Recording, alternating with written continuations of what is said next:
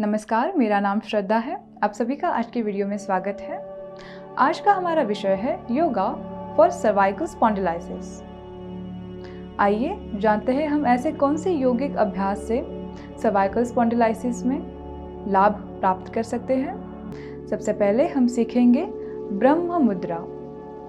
ब्रह्म मुद्रा neck movement है। हम हमारी गर्दन को right, left, up and down in चारों दिशाओं में मूव करते हैं, लेकिन बहुत स्लोली मूव करना है। और जब हम राइट साइड की तरफ होंगे तो हमें 5 सेकंड्स के लिए होल्ड करना है इस पोजीशन को।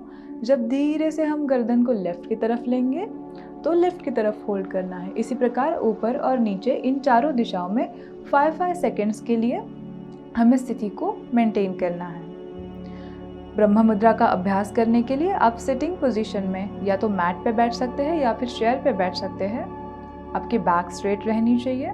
अगर आप सिटिंग पोजीशन में हैं तो कोई भी ध्यानात्मक आसन का अभ्यास करें। दोनों हाथ नीज पे, शोल्डर्स रिलैक्स्ड। आंखों को बंद करना है। सांस को अंदर लेना है। ब्रीथ इन, ब्रीथ आउट करते हुए जितनी धीमी गति से, जितना स्लोली आप नेक को राइट साइड की ओर ले जा पाओ उतना लेकर जाने की कोशिश। हमारे चिन को राइट शोल्डर की लाइन में लाने की कोशिश करेंगे। 5 सेकंड्स तक होल्ड करना है इस स्थिति को। ध्यान रहे आपका neck and shoulders relax. Normal breathing, सांसों को रोकना नहीं है। पुनः श्वास छोड़ते हुए गर्दन को धीमी गति से लेफ्ट साइड की ओर ले आएंगे। Very slowly, without any jerks. Maintain करना है लेफ्ट साइड की ओर गर्दन को 5 सेकंड्स के लिए।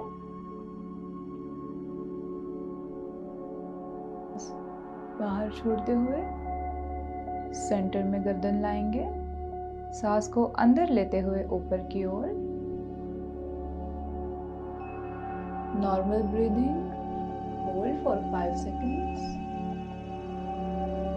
सांस को बाहर छोड़ते हुए गर्दन को नीचे की ओर, हमारी चिन को चेस्ट की तरफ लाने की कोशिश।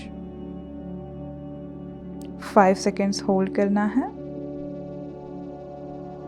सांस को अंदर लेते हुए पुनः गर्दन को सेंटर में लाएंगे। इस प्रकार ब्रह्म मुद्रा का एक आवर्तन पूरा किया जाता है। आप 3 से 5 आवर्तनों का अभ्यास बैक टू बैक कर सकते हैं। ब्रह्म मुद्रा के बाद हम लैटरल स्ट्रेच का अभ्यास करेंगे। उसे करने के लिए लेफ्ट हैंड को जमीन पे रखना है। राइट हैंड को ईयर लाइन में ऊपर उठाएंगे। बॉडी को ऊपर स्ट्रेच करते हुए लेफ्ट साइड की तरफ लैटरली बेंड करना है। हल्का सा बेंड अपनी फ्लेक्सिबिलिटी के अकॉर्डिंग 5 से 10 सेकंड्स के लिए इस स्थिति को मेंटेन करें। धीरे से सेंटर में आना है। राइट हैंड को ज़मीन पे रखना है। लेफ्ट हैंड को ऊपर की ओर उठाते हुए बॉडी को ऊपर स्ट्रेच करेंगे और राइट साइड की तरफ लैटरल स्ट्रेच। होल्ड करना है 5 to 10 सेकंड्स। धीरे से रिलीज करते हुए सेंटर में आना है और लेफ्ट हैंड को जमीन पे रखना है। हमारा अगला आसन है वक्रासन। वक्रासन के लिए दोनों पैर मिले हुए, दोनों हथेलियां शरीर के पास, घुटने सीधे। सबसे पहले लेफ्ट लेग को नी से बेंड करते हुए लेफ्ट एंकल को राइट नी के लाइन में रखेंगे। Left hand behind your back on the floor. Left hand को ज़्यादा पीछे भी नहीं रखना है और ज़्यादा आगे नहीं रखना है, क्योंकि अगर आप ज़्यादा आगे रखोगे तो इस प्रकार शोल्डर ऊपर उठेगा। कंफर्टेबल डिस्टेंस के साथ शोल्डर्स को रिलैक्स रखते हुए हाथ को पीछे की तरफ रखेंगे। राइट हैंड को चेस्ट लाइन में सीधा करते हुए लेफ्ट लेग को राइट आर्मपिट में फिक्स करना है। अगर हो सके तो राइट पाम को लेफ्ट फुट के पास रखने की कोशिश, ज़मीन पर ट्विस्ट करना है लेफ्ट साइड की ओर। Chin in the line of your left shoulder. गर्दन को लेफ्ट शोल्डर की लाइन में ट्विस्ट करने की कोशिश।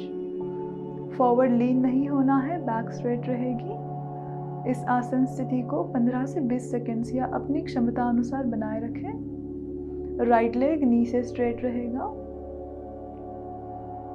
आसन स्थिति रिलीज करने के लिए धीरे से सेंटर में आएंगे।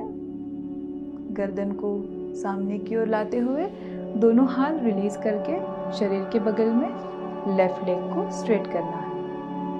और फिर सेम स्थिति राइट लेग से करेंगे। राइट लेग को नी से बेंड करना है। Right hand behind your back, left hand को सीधा करते हुए लेफ्ट आर्मपिट में राइट लेग को फिक्स करेंगे and twist to the right side. Back straight, normal breathing, left leg straight in the knee. अपनी क्षमता अनुसार आसन स्थिति को बनाए रखें। आसन स्थिति रिलीज करते वक्त धीरे से सबसे पहले गर्दन को सामने लाना है। दोनों हाथों को रिलीज करके बटक्स के पास रखेंगे। राइट लेग को स्ट्रेट करते हुए आसन स्थिति रिलीज करेंगे। इस प्रकार वक्रासन का अभ्यास किया जाता है। हमारा अगला आसन है कैट एंड काउ स्ट्रेच। उसे करने के लिए सबसे पहले हम टेबल टॉप पोस्चर में आएंगे। दोनों हाथों को जमीन पे रखते हुए, दोनों घुटनों में अंतर रहेगा, दोनों हाथों में शोल्डर बिट अंतर रहेगा। Toes out. सबसे पहले कैट स्ट्रेच के अभ्यास के लिए चिन को चेस्ट की तरफ लाना है और बैक को ऊपर की तरफ स्ट्रेच करना है। जितना हो सके उतना बैक को ऊपर की तरफ खींच के रखें, स्ट्रेच करके रखें।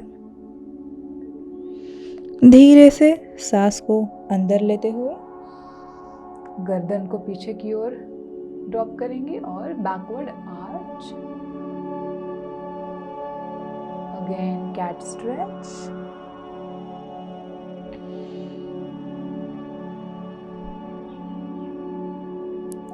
Cow stretch.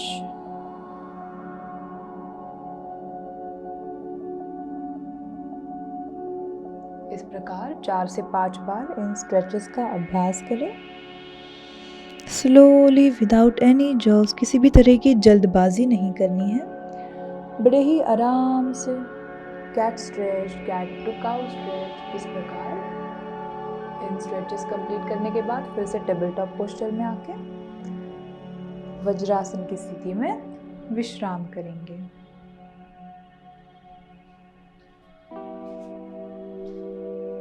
इस प्रकार इन आसनों का अभ्यास करने से हमें लाभ प्राप्त होंगे, लेकिन इन आसनों की रेगुलर प्रैक्टिस काफ़ी ज़रूरी है।